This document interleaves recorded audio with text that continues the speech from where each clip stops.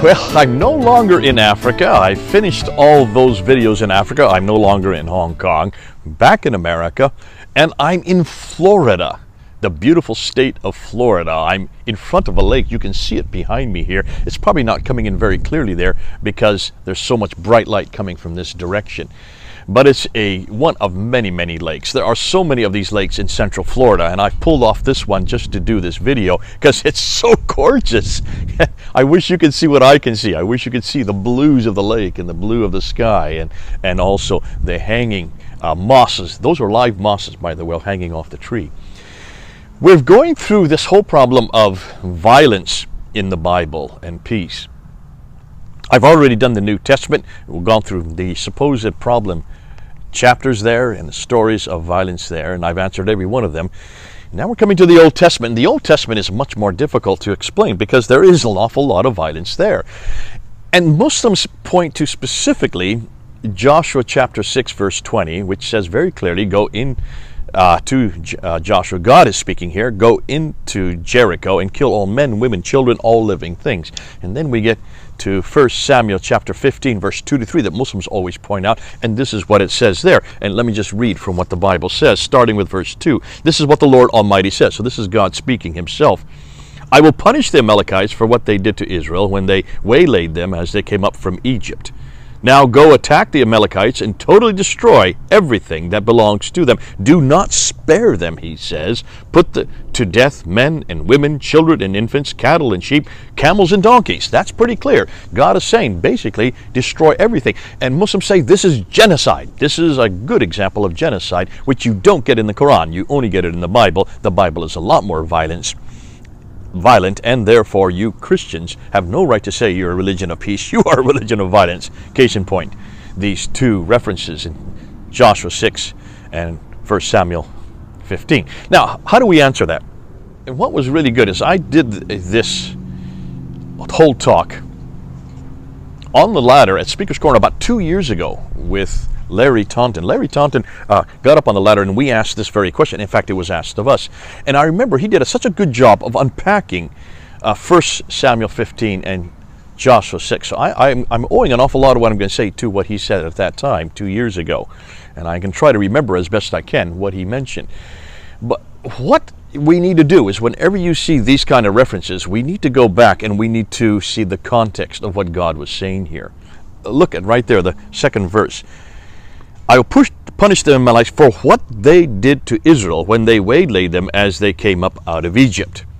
So that's the context. They waylaid them as they were coming out of Egypt. What's that mean? They had been prisoners in Egypt for 400 years. They were now, God had done those amazing miracles there. He was bringing them back up to the land that he had promised. On the way, these Amalekites were killing them, slaughtering them, and they had no defenses. So this is God at that time said that he was going to destroy the Amalekites and the Perizzites and the Canaanites and all these groups of people that confronted the Israelites as they were coming up from Egypt. So there's the context. To understand that, we need to go back to Exodus chapter 17. It says in chapter 17 verse 8 that they were attacking the Israelites, and they were also seducing the Israelites and imposing and encroaching them with their own gods, selling and sacrificing to their children as well, and that they were forcing the Israelites to worship their own gods.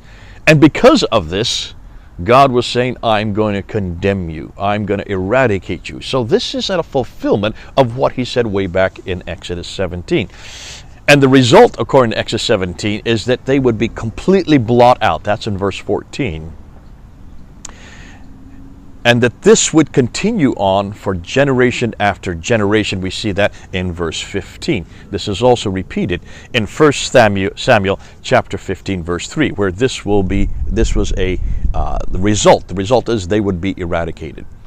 There's the context, and we need to understand that context. Now, the difficulty is that many Muslims, and Christians too, I would say this is not just Muslims, but Christians don't understand the Old Testament, and they don't look and they don't see that God set up a whole set of precepts as to how Israelites were to go to war. And to understand that, you need to go to Deuteronomy chapter 20. In Deuteronomy 20, God gives the rules for the Israelites when they were to go to war. And there were two kinds of people that they were to war against. The one kind of people were those who were far away, who really did not have any contact with the Israelites. They were not really that much of a problem, and God knew that, because they would not have any control, or they would not have any influence on the Israelites. And if they were to go to war against them, there were certain procedures that they were to do. Number one, it says in Deuteronomy 20, verse 10, that they were first to offer peace to those people. They were to offer peace to them. Now, if they accepted peace, then they were to take over from them in verse 11 and put them into forced labor.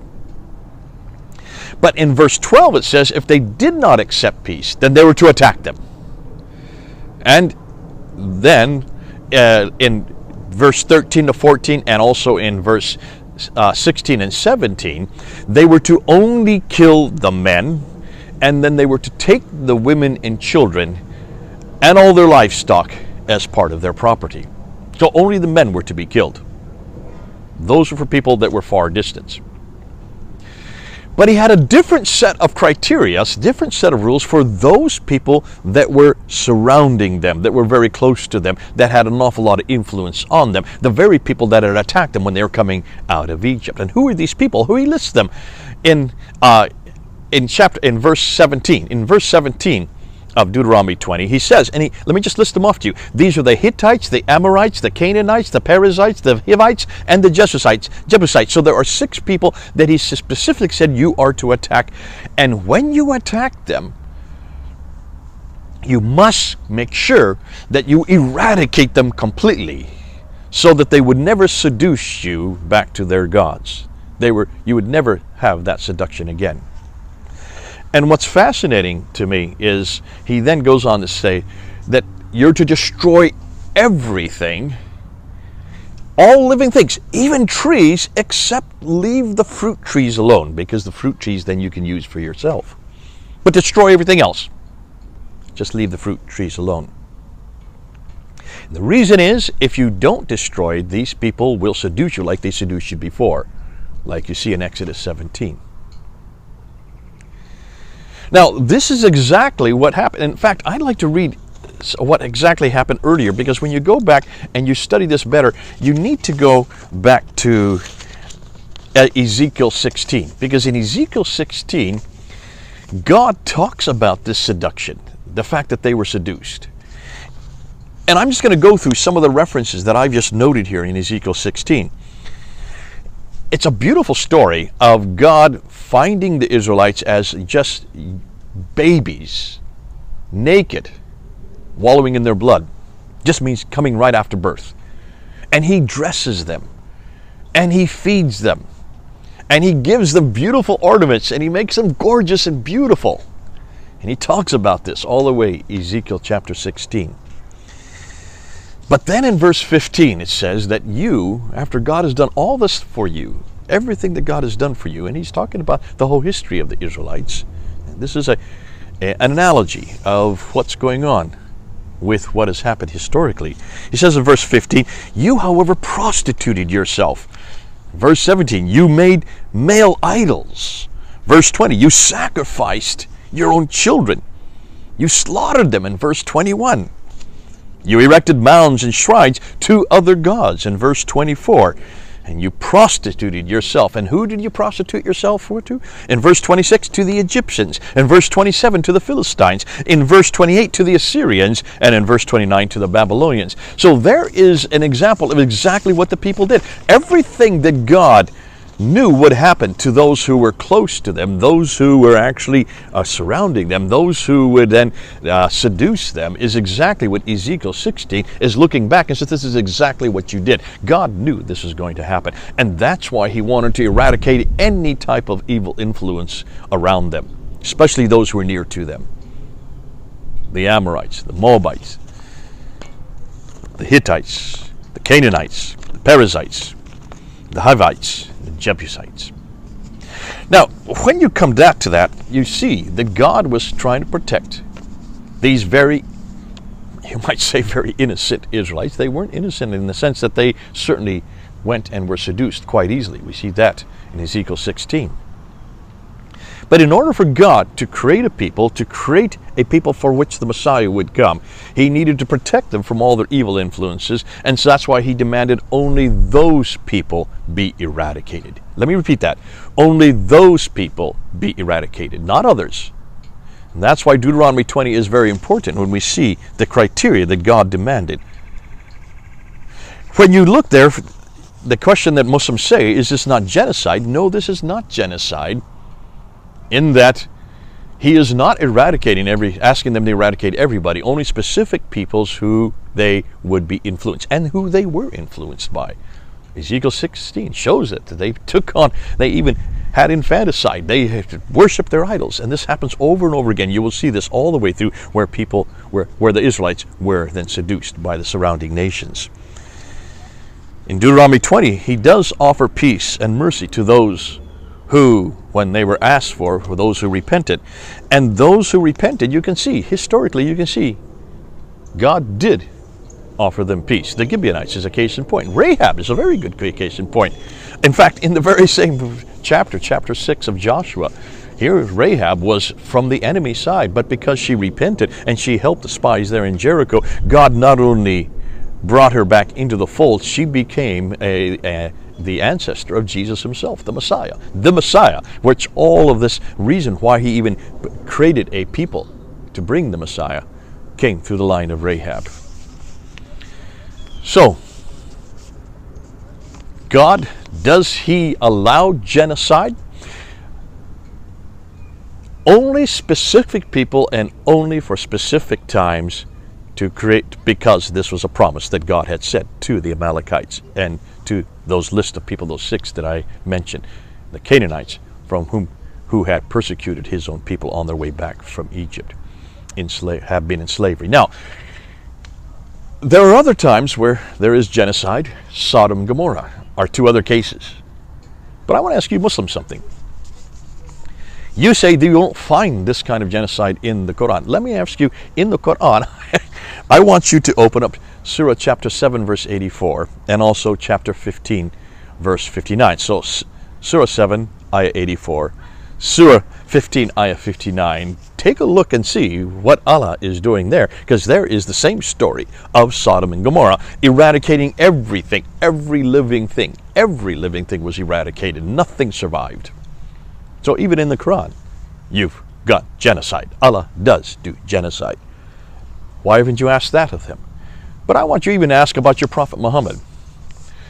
Because what did Muhammad do in Medina in 624, 625, and 627? Remember, Muhammad was not from Medina, he was from Mecca.